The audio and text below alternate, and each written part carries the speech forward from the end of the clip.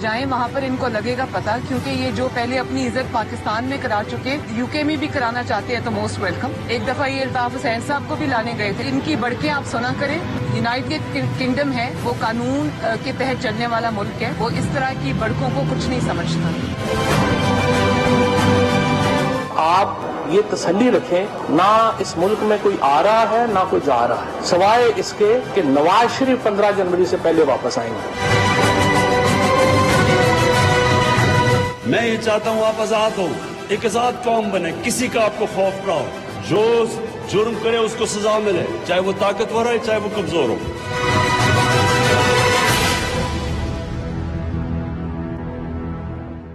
السلام علیکم ناظرین، پروگرام میں خوش آمدید کہتے ہیں. پی ڈی ایم کا تیسرا جلسہ ان کے شیڈول کے مطابق کل کوئٹہ میں ہونے جا رہا ہے، اور پی ایم ایل این کی جو لیڈر ہیں مریم نواز، مولانا فضل الرحمان سمیت متعدد اپوزیشن کے جو رہنما ہیں وہ کوئٹہ پہنچ چکے ہیں. تاہم بلاول بھٹو جو ہیں وہ جی بی میں اپنے الیکشن جو جی بی میں ہو رہے ہیں ان کی مصروفیات کے لیے وہاں پہ موجود ہیں، اور کہا یہ جا رہا ہے کہ ویڈیو لنک کے ذریعے وہ خطاب کریں گے. نواز شریف صاحب جنہوں نے کراچی میں خطاب نہیں کیا تھا، تاہم کوئٹہ کے جلسے میں مریم نواز نے کہا ہے پریس میں کہ وہ خطاب کریں گے. اب جو ماحول بن رہا ہے ملک کا سیاسی، اس کے پاکستان کی سیاست اور پاکستان کے آنے والے حالات کے اوپر کیا اثرات مرتب ہوں گے. دوسری جانب حکومت جو ہے اس نے وارن کیا تھا کہ کوئٹہ کا جو جلسہ ہے اس میں دہشت گردی کا امکان ہے، وارننگز ہیں، کافی زیادہ تھریٹس ہیں اور اس کو کینسل کیا جانا چاہیے. بلوچستان کی حکومت نے بھی یہ کہا تھا، اور آج شیخ رشید صاحب نے بھی اپنی پریس کانفرنس میں یہ کہا کہ دہشت گردی کا کوئی واقعہ پیش آ سکتا ہے کوئٹہ اور پشاور کے جلسوں میں. تاہم مولانا فضل الرحمان صاحب نے کہا ہے کہ اگر حکومت سیکیورٹی پرووائڈ نہیں کر سکتی تو اس کو گھر چلے جانا چاہیے، اسے حکمرانی کا کوئی حق نہیں ہے اور یہ جلسہ ضرور ہوگا.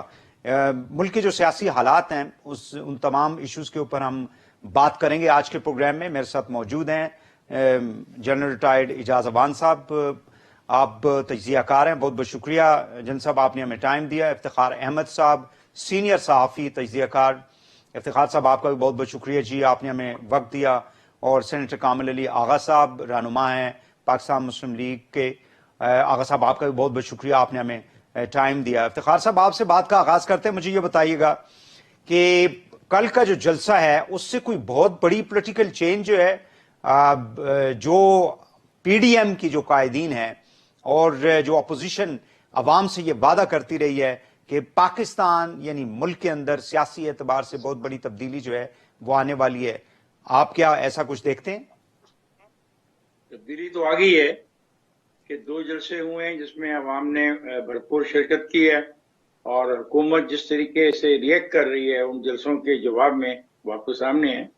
تبدیلی ایسی ہوتی ہے، تبدیلی یہ تو نہیں ہے کہ کل جلسے کے بعد عمران خان صاحب گھر چلے جائیں گے اور کابینہ مستعفی ہو جائے گی اور نئی حکومت آ جائے گی. ایسا تو کبھی بھی نہیں ہوا.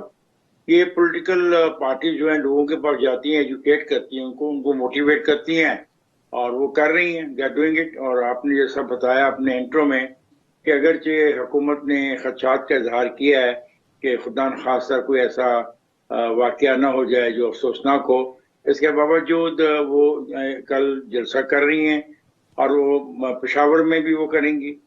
تو مقصد سیاسی پارٹیوں کو یہ ہوتا ہے کہ وہ لوگوں کو موٹیویٹ کریں ایشوز کے اوپر.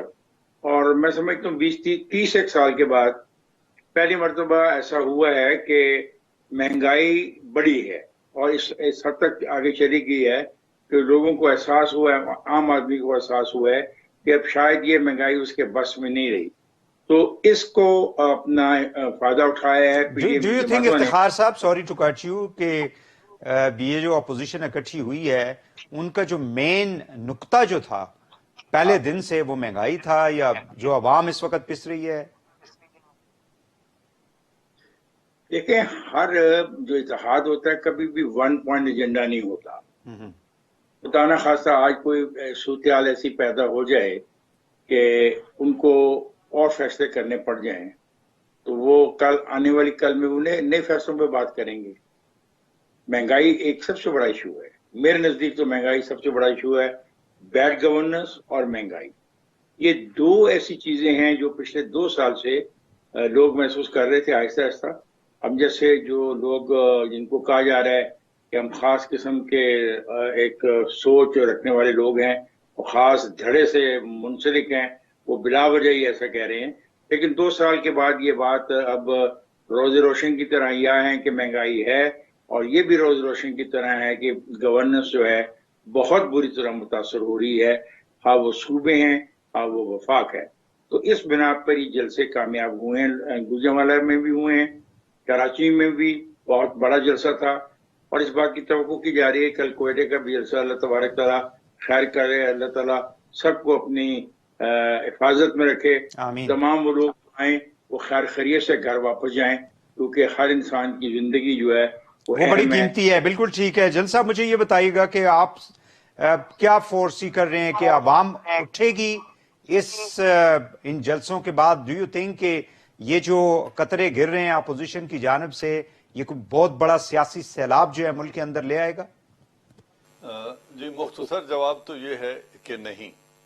बात यह है कि तीनों जो लीडिंग पार्टीज हैं इस पीडीएम की, उन्होंने अपने अपने जहां पे उनके पॉलिटिकल सपोर्ट बेस है उस पर अपनी ताकत के मुजाहरे के लिए 2 जलसे किए। गुजरांवाला में पीएमएलएन ने मेजबानी की, कराची में पीपल्स पार्टी ने मेजबानी की, और अब बलूचिस्तान में फजलुर रहमान साहब करने जा रहे हैं।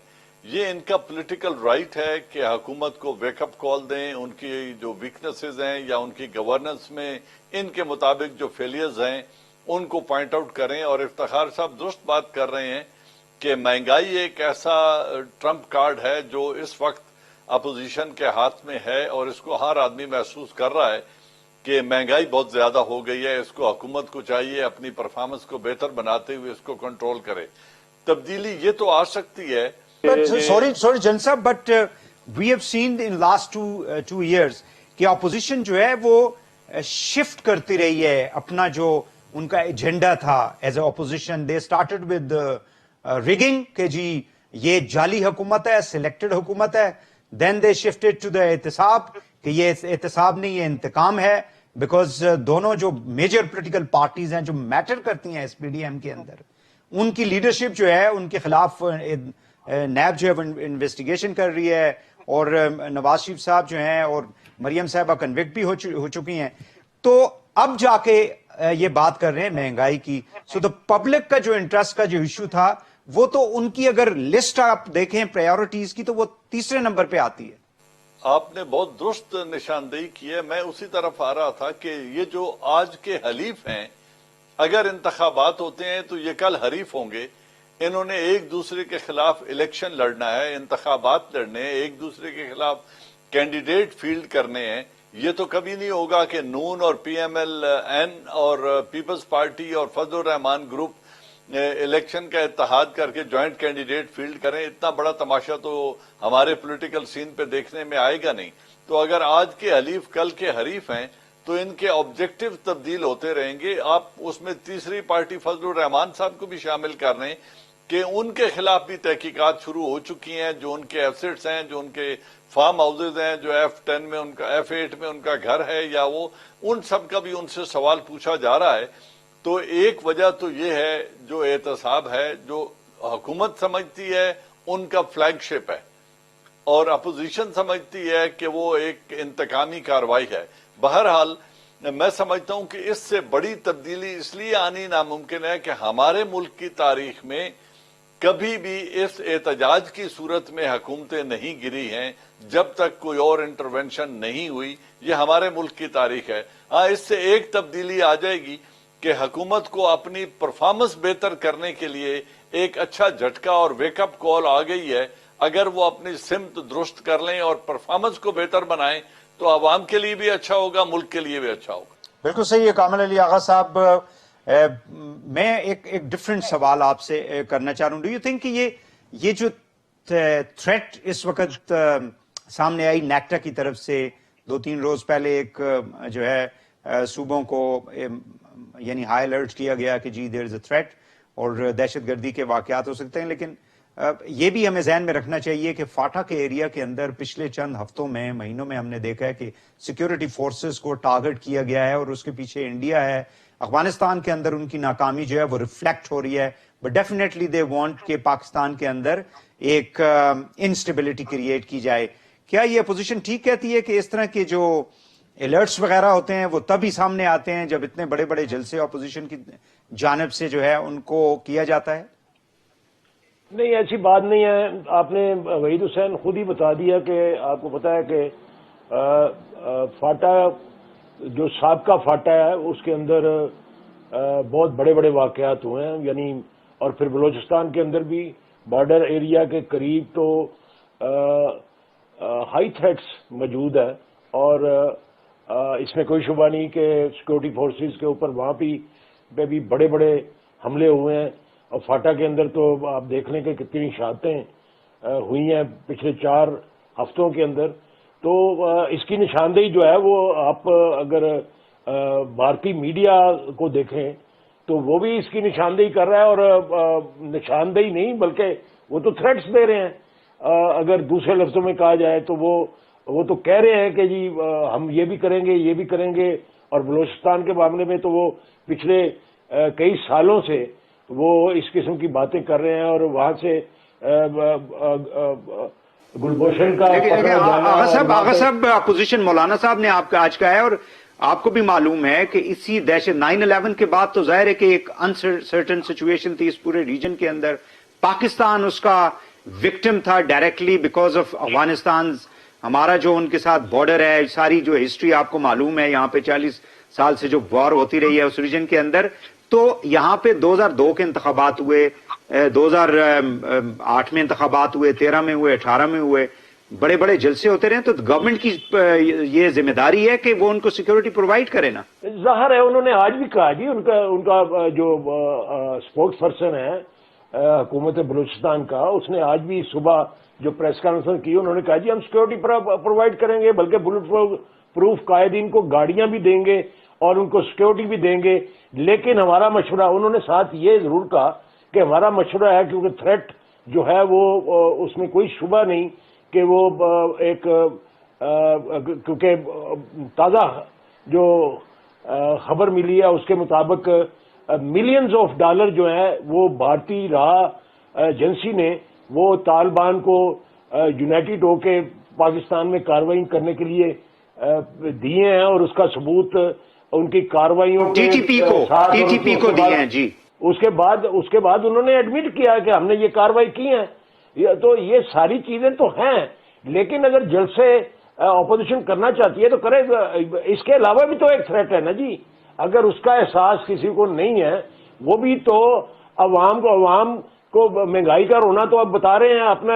ان کا ایجنڈا تو اصل آپ کو بھی پتا ہے، ساری دنیا کو پتا ہے کہ یہ احتساب کے عمل کو ڈی ریل کرنا چاہتے ہیں، اور اس کے اندر ان کی کاوش جو ہے بڑی ایک اس بات پہ تو وہ ان کا سب کا اتفاق رائے ہے نا. بڑی 2 جماعتیں اور تیسری بڑی جماعت مولانا کی، ان سب کو ایک تھریٹ موجود ہے اور ان کے خلاف احتساب ہو رہا ہے. ٹھیک ہے سننے نا ایک بات سننے جی پلیز پلیز. اس بات پہ اتفاق ہو چکا ہے ان کا کہ اس احتساب کے عمل کو ہم نے روکنا ہے تو ہم نے بچنا ہے، ورنہ ہمارا کوئی فیوچر نہیں ہے پاکستان کے اندر سیاست کرنے کا. تو وہ اس ایجنڈے پہ کام کر رہے ہیں. اس کے علاوہ جو بڑی تھریٹ ہے وہ تو کرونا جو ہے اس کی تھریٹ ہے. اگر مہنگائی کا کرونا کا صورتحال یہ ہے. میں نے ایک شارٹ بریک، ایک چھوٹا سا کامنٹ کروں گا کرونا کے حوالے سے. یہ ہے کہ آج پرائم منسٹر صاحب جو ہے میاں والی میں وہاں پہ ایک جلسے سے خطاب کر رہے تھے. کوئی واٹر پروجیکٹ تھا، اس کی انوگریشن تھی. جتنے لوگ وہاں پہ بیٹھے ہوئے تھے سب قریب بیٹھے ہوئے تھے. دے ور آل سینئر بیوروکریسی اور بڑے بڑے، مطلب ظاہر ہے کہ وہ پارٹی کے سینئر لیڈرشپ بھی اس کے اندر شامل تھی. کوئی ماسک کسی نے نہیں پہنا ہوتا. تو یہ اوور آل ہمارا ایک ایشو ہے. دوسرا احتساب کے حوالے سے بھی ٹائم اسپیسیفک ہوتا ہے. جب پاکستان کے اندر اکاؤنٹیبلٹی کو انفارچونیٹلی ماضی کے اندر تو انتقام کے لیے استعمال کیا جاتا رہا مختلف حکومتیں، اور لہٰذا اسی لیے آج جو پی ٹی آئی کے اوپر بھی یہ الزام لگایا جاتا ہے. ناظرین یہاں پہ ایک شارٹ بریک لیں گے، بریک کے واپس آئیں گے. تو کل نواز شریف صاحب کے حوالے سے کہا جا رہا ہے کہ وہ خطاب کریں گے. اب دیکھنا یہ ہے کہ جو اداروں کے حوالے سے پہلے بھی حکومت یہ کہتی رہی ہے کہ بہت زیادہ وہ تنقید کرتے ہیں اور انڈیا کا بیانیہ لے کے چلتے ہیں، کل وہ کیا کرنے کے لیے جا رہے ہیں بریک کے بعد اس پہ بات کریں گے.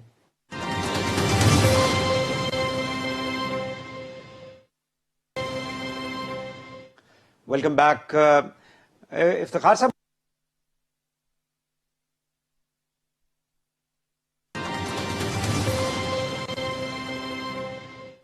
Welcome back. افتخار صاحب, مجھے یہ بتائیے گا کہ نواز شریف صاحب نے 20 ستمبر کو پہلا جو ہے خطاب کیا تھا اس اپوزیشن کی جتنی بھی گیدرنگ تھی, اور اس کے بعد 2-3 خطاب ان کے نشر کیے گئے. پھر اس کے بعد ظاہر ہے کہ پیمرا نے اس کے اوپر پابندی لگا دی. سوشل میڈیا کے ذریعے اس کو نشر کیا جاتا رہا, خاص کر وہ جو گوجرانوالا کا تھا. کراچی میں اس کو نہیں نشر کی, مطلب انہوں نے خطاب نہیں کیا. وہ کہا جاتا ہے پیپلز پارٹی نے ان سے ریکویسٹ کی تھی. ڈو یو تھنک کہ کل جو خطاب وہ مریم صاحبہ نے کہا ہے وہ کریں گے, اس سے کوئی مزید بوچھال آنے والا ہے پاکستانی سیاست کے اندر, یا وہ پھر سے اداروں کو ٹارگٹ کرنے کی کوشش کریں گے جس طرح سے ان کا اپنا ماضی کا ایکسپیرینس ہے اپنی سیاست کے اندر؟ دیکھیں جی, پہلی بات ہے کہ ان کا رویہ وہی رہے گا جو گوجرانوالا میں تھا, اور وہ اسی طریقے سے بات کریں گے, اس سے پیچھے وہ نہیں جائیں گے. مجھے افسوس ہے کہ آپ لوگ یہ کہتے ہیں کہ وہ انڈیا کی بات کرتے ہیں, اور انڈیا کا نہیں, میں نہیں کہہ رہا, یہ گورنمنٹ کہیے. آپ میری بات سن لیں پلیز, لیٹ می اسپیک. جی یہ پلیز. کتنی افسوسناک بات ہے, اگر گورنمنٹ بھی کہتی ہے تو کتنی افسوسناک بات ہے کہ ایک ایسا شخص جو 3 دفعہ وزیر اعظم پاکستان رہا, اور 3 دفعہ اس نے چیف آف آرمی اسٹاف کی تعیناتی کی اور اس ریاست کو چلایا. مجھے دکھ ہوتا ہے مخالفین کے اس رویے سے کہ کیا مخالفین کے پاس کوئی پاکستانیت باقی نہیں رہے گی. محض ایک انسان کی دشمنی میں وہ اس حد تک چلے جاتے ہیں. یہ بھی سوچنا ہوگا نا کہ اگر وہ انڈیا کا ایجنٹ ہے تو اس کی جو تعیناتیاں تھیں پھر وہ کیا تھی. یہ بہت افسوسناک ہے. مجھے بطور انسان, بطور شہری بہت دکھ ہوتا ہے. میں نہیں سمجھتا وہ اداروں کے اوپر تنقید کر رہے ہیں, وہ کچھ افراد پر بات کر رہے ہیں. ہر ادارے کے اندر کچھ لوگ ایسے ہوتے ہیں جس میں وجہ بن جاتی ہے کہ تنقید کی جائے ان افراد پہ.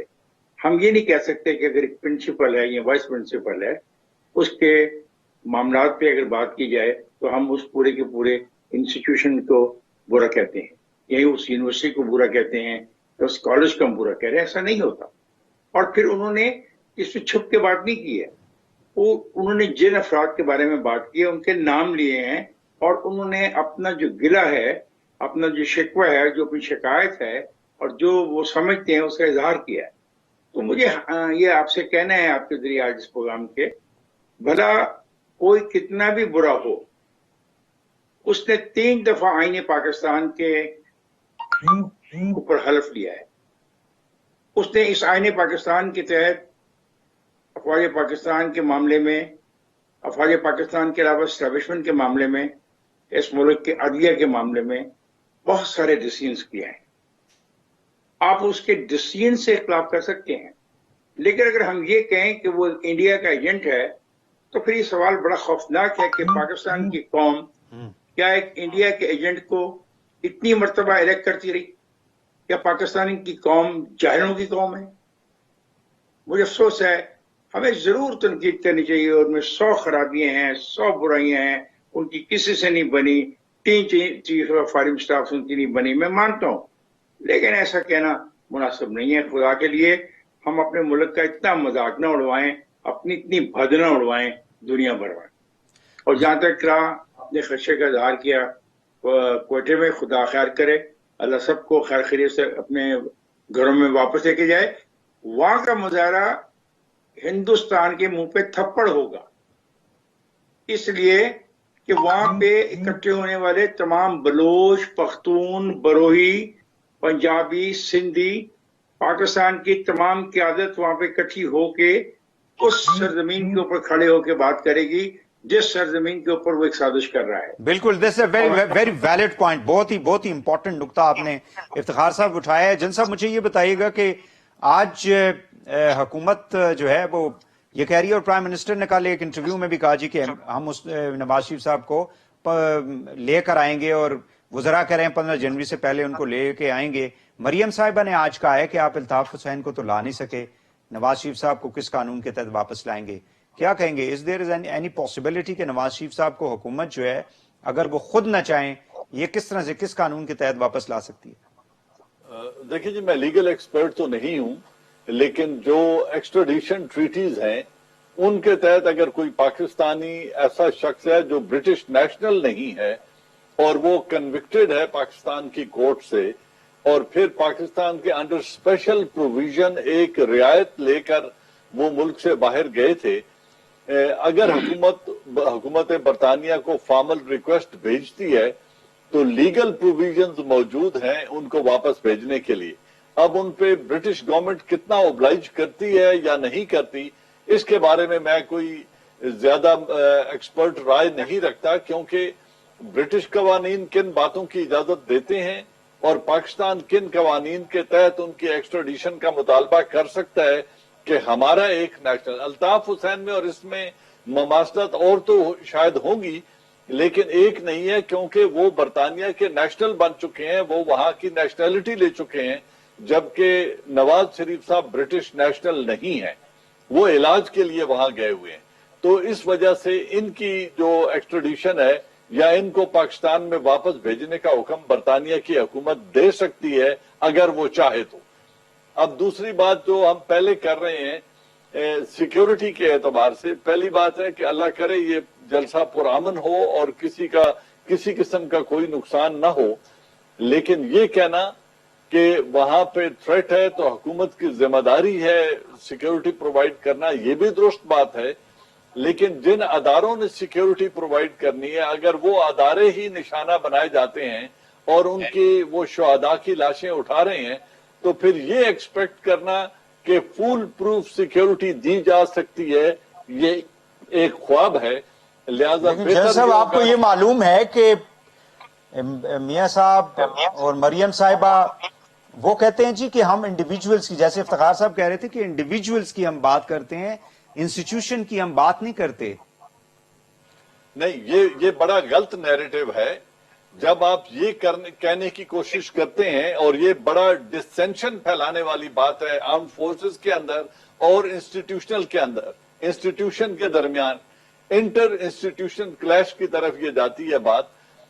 جو بات یہ کہہ رہے ہیں اور کل وہ اس کو دہرائیں گے جو ابھی افتخار صاحب بھی کہہ رہے ہیں کہ انہوں نے گجرانوالہ میں بھی کی، کہ فوج کی تو آپ تعریف کریں اور آپ کہیں جی اوور آل ادارے میں تو کوئی خرابی نہیں ہے، لیکن ان کے جو سربراہان یا سینئر آفیسرز ہیں ان میں کوئی خدا نخواستہ خرابی ہے، یا ان کے اوپر جب آپ تنقید کرتے ہیں تو آپ فوج کے اندر سیڈیشن کا جرم کر رہے ہیں، ڈسٹینشن پھیلانے کی کوشش کر رہے ہیں۔ اسی طرح اگر آپ آرمی کے ادارے کو یا دو فیڈرل انسٹیٹیوشن کو یا پروونشل انسٹیٹیوشن کو ایک دوسرے کے اگینسٹ پچ کرتے ہیں، رینجر کو پولیس کے اگینسٹ، تو پھر آپ یہ کر رہے ہیں کہ ایک فیڈرل ادارے کو پروونشل پولیس کے اگینسٹ پچ کر کے آپ انٹر انسٹیٹیوشن جو ڈسٹرسٹ ہے اس کو بلڈ کرنے کی یا ہوا دینے کی کوشش کر رہے ہیں، جس کی ابھی انکوائری آلریڈی آرڈر ہو چکی ہے، اور یہی وہ دو تھیمز لے کر آگے چلیں گے۔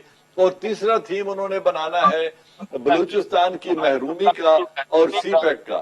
تو اگر وہ انہی ایشوز کو اٹھائیں، آپ فضل الرحمان صاحب کی کراچی کی تقریر کو لے لیں، انہوں نے 7 ایشوز ریز کیے اور 7 کے ساتھ وہ ایشوز اس طرح سے انہوں نے اٹھائے کہ اس میں انہوں نے ایک عدم اعتماد کی فضا پیدا کرنے کی کوشش کی۔ انہوں نے بات کی ختم نبوت کی، جبکہ ختم نبوت کا کوئی ڈسپیوٹ پاکستان میں ہے ہی نہیں، آلریڈی یہ مسئلہ ریزالو ہو چکا ہے۔ پھر انہوں نے کہا گلگت بلتستان کو کیوں پروونس بنانے کی بات کی جا رہی ہے۔ پھر انہوں نے کہا جی کشمیر کا تو سودا ہو چکا ہے اور آزاد جموں جو انڈین آکیوپائڈ کشمیر ہے ان شہیدوں کے خون پر ہمارے ملک میں سیاست ہوتی ہے، یہ ان کے الفاظ ہیں۔ پھر اسی طرح انہوں نے آرمی کے اندر بات کی کہ جی ادارہ تو بہت اچھا ہے لیکن ہمیں ان کی لیڈرشپ سے شکایات ہیں۔ پھر انہوں نے آنکھوں کی پلکوں کی مثال دینے کی بھی کوشش کی کہ ایک پلک جو ہماری آنکھ میں چلی گئی یا ہمیں وہ تکلیف دے رہی ہے۔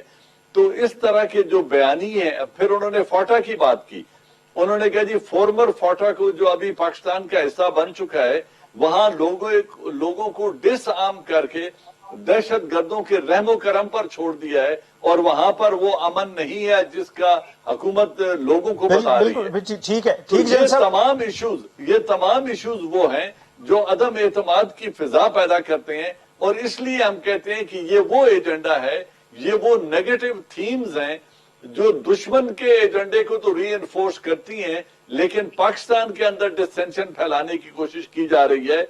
अगर वो तनकीद हदफ तनकीद बनाते गवर्नमेंट की performance with in the country को, लेकिन वो एहतसाब से बचना चाहते हैं, वो डिसेंशन फैलाना चाहते हैं। ठीक है जन साहब, मैं आपकी तरफ आता हूं। मैं कामल अली आगा साहब की तरफ मैं चाहूंगा कि जी कामल अली आगा साहब, मैं ब्रेक से पहले मैं चाहूंगा कि आप कमेंट करें कि सिंध मरियम साहिबा ने आज भी कहा है कि जो तहकीकात हैं आईजी के हवाले से और ये कैप्टन सफ्दर की अरेस्ट के हवाले से, उसका जो इख्तियार है वो सिंध हुकूमत का है।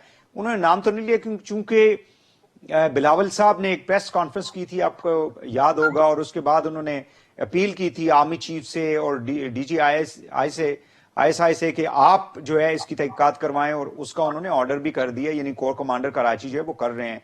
So what's your opinion on that, कि ये भी एक डायरेक्ट वो कह रहे हैं कि जी ये सिंध हुकूमत का प्रेरोगेटिव है, बाकी किसी का नहीं है। इसमें क्या शुबह है वहीद हुसैन, ये सिंध हुकूमत जो है उसके दायरा अख्तियार में है, कानूनन भी है और आईनी तौर पे भी। ये तमाम वाकया और उसके ऊपर जो भी गिरफ्तारी है या उसको FIR का काटना, इन्वेस्टिगेशन, ये सारी चीजें जो हैं ये दायरा अख्तियार है आईनी और कानूनी तौर पे सिंध हुकूमत का। फेडरल गवर्नमेंट का इसके अंदर कोई अख्तियार नहीं है। तो बिलावल साहब ने जो अपील की है उसका क्या मकसद है?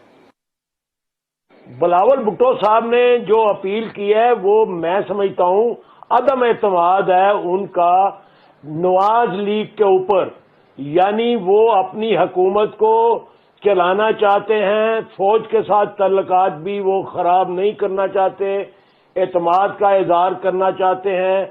और खास तौर पे इस सूरत में जबकि मियां नवाज शरीफ साहब की तकरीर सामने आ गई गुजरांवाले वाली और उनका मौक़िफ़ सामने आ गया, उसके बाद उन्होंने जो वाकया कराची के अंदर हुआ उसके अंदर उन्होंने मुनासिब समझा कि वो अफवाज पाकिस्तान के ऊपर और ख़ास तौर पे जनरल बाजवा साहब के ऊपर एतमाद का इजहार करें।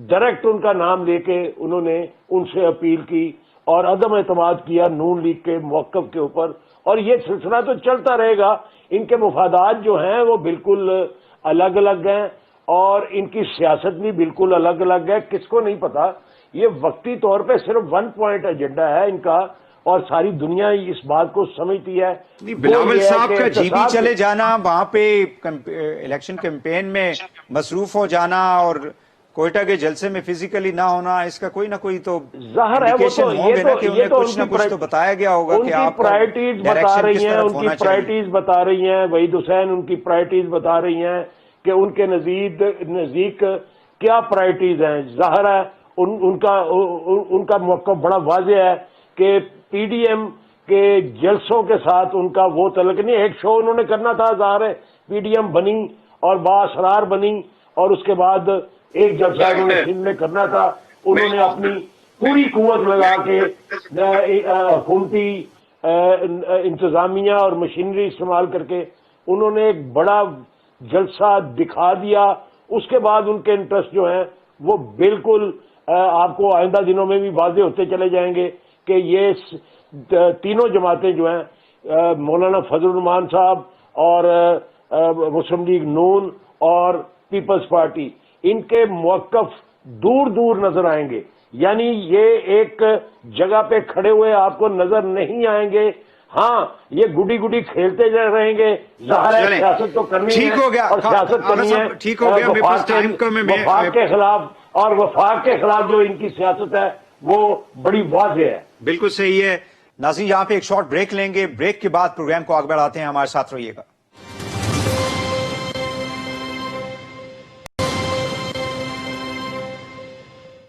वेलकम बैक नाज़रीन, गुफ्तगू हो रही है जो PDM का कल जलसा कोयटा में हो रहा है और इस वक्त जो मुल्क की सियासी ओवरऑल सूरत हाल है उस पर गुफ्तगू की जा रही है। इफ्तिखार साहब, मैं आपसे ये पूछना चाहूंगा कि हुकूमत जो है वो पीपल्स पार्टी पे डबल गेम का भी एक ब्लेम करती है कि IG के मामले में بلاول بھٹو صاحب نے اور پیپلز پارٹی نے ڈبل گیم کھیلی ہے. So do you agree with this opinion of the government? میری بات ہے کہ لفظ ڈبل گیم کو میں تسلیم نہیں کرتا، کیونکہ کسی کے بارے میں کہنا کہ وہ ڈبل گیم کھیل رہے ہیں مناسب نہیں ہے. بہرحال ایسا لگتا ہے کہ ان سب دوستوں کی کو سرپرائز ملنے والا ہے، اور صورتحال کو قابو میں رکھنے کے لیے اور ملک کو مزید کھچاؤ سے بچانے کے لیے ایک فارمولہ اس وقت زیر بحث ہے، اور اس فارمولے کا آغاز گلگت بلتستان کے انتخابی نتائج سے آہستہ آہستہ آپ سب پہ عیاں ہو جائے گا. اور صاف ظاہر ہے کہ کوئی بھی جو فریق ہے وہ سالمیت کے خلاف نہیں ہو سکتا، وہ اسٹیٹ کے خلاف نہیں ہو سکتا، اور ان کی خواہش یہ ہوگی کہ عوامی جو کھچاؤ بڑھ رہا ہے یہ کم ہو، اور جہاں پہ گورننس فارمولہ کیا ہے افتخار صاحب، اگر آپ کائنڈلی تھوڑا سا عوام کو بتا دیں؟ نہیں، یہ میں نے ایک بات اتنی بڑی بتا دی کہ اس کا آغاز گلگت بلتستان کے جو گلگت کے جو انتخابات ہیں اس کے نتائج سے وہ شروع ہونا وہ ہو جائے گا. اور کوئی برا نہیں ہے، مطلب اگر کوئی ایسا کنسنسس ہو جاتا ہے جس میں تمام متحارب دھڑے اور فریق بیٹھ جاتے ہیں اور بیٹھ کے کچھ ایسی باتیں طے کر لیتے ہیں جو نئے رولز آف گیم ہوں، کوئی بری بات نہیں ہے. ایسا ہونا چاہیے، کیونکہ دیکھیں افتخار صاحب، مجھے چونکہ آپ اتنے بڑے انفارمڈ جرنلسٹ ہیں، سینئر ماشاءاللہ، آپ نے بڑے الیکشنز بھی دیکھے، آپ مجھے یہ بتا دیں کہ یہ جو گلگت بلتستان کے اندر پیپلز پارٹی جو ہے وہ اس کو کوئی رول آپ do you see a role there in the G B? دیکھیں جی، پاکستان پیپلز پارٹی کا جو ناردرن ایریا میں رول ہے وہ 1973 سے شروع ہوتا ہے، جب ذوالفقار علی بھٹو اس ملک کے اندر تھے. پہلی دفعہ پاکستان کی کسی سیاسی جماعت نے وہاں پہ پیپل ورکس پروگرام کے تحت وہاں پہ لوگوں سے انٹریکشن جی میں ٹائم بالکل کم ہے، آخری منٹ میں یہ چاہوں گا کہ ابھی جو سچویشن آپ کہہ رہے ہیں کہ کچھ اس سے سٹارٹ ہو رہا ہے، تو do you think there is a possibility? اسی لیے تو بلاول وہاں پہ جا کے بیٹھ گئے ہیں. صحیح، مطلب بلاول کا یہ خواہش تھی کہ کل یہ آتے، اور ممکن ہے وہ کل بات کریں بھی اور ٹیلی فون کے ذریعے، لیکن وہاں پہ جو انٹرنیٹ سسٹم ہے G4 وہ بہت کمزور ہے اور ریلائبل نہیں ہے، تو شاید کامیاب ہوں یا نہ ہو. لیکن میں نے ایک بات کہی ہے اس لیے کہ بالکل اچھائی کی طرف جانا چاہیے، کلیش سے بچنا چاہیے، ایسی چیز سے بچنا چاہیے جہاں پہ بالکل ہی نظام تہس نہس ہو کے رہ جائے. بہتر ہے کہ ہم ایک ایسا راستہ اپنانے کی کوشش کریں جس میں ہم سب کا فائدہ ہو اور ریاست کو اس کا فائدہ ہو. میں نے یہ فکر رکھا ہے، میں نے کوئی ججمنٹ نہیں دی، ٹھیک ہو گیا، میں نے ایک فیلنگ کو شیئر کیا. بہت شکریہ آپ کا افتخار احمد صاحب، جنرل ریٹائرڈ اعجاز اعوان صاحب، آپ کا بہت بہت شکریہ جی، آپ نے ہمیں جوائن کیا پروگرام میں. کامل علی آغا صاحب، آپ کا بہت شکریہ، آپ نے ٹائم نکالا پروگرام میں شمولیت کی. ناظرین، آج کے لیے اتنا ہی. وحید حسین کو پروگرام سے اجازت دیجیے، اللہ حافظ.